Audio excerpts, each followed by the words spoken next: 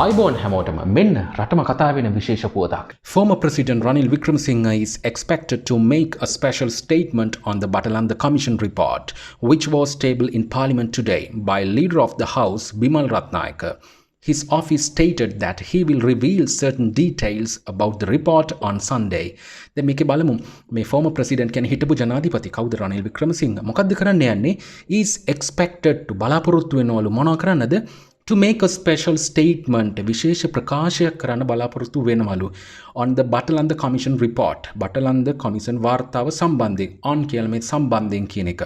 which was tabled in මේ Batalanda Commission report එක ගැන තමයි චුට්ටක් මේ ඉස්සරහට කතා කරන්න යන්නේ. which කියන්නේ Batalanda Commission report එක. which was tabled in Parliament today.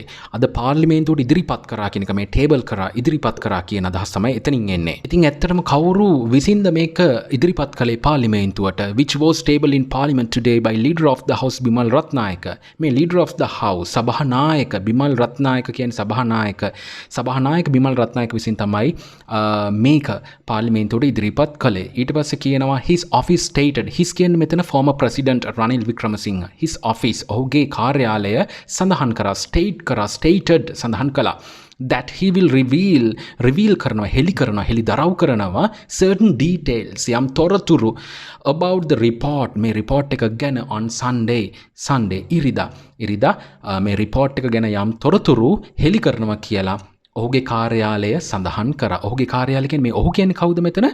former president Ranil Wickremesinghe.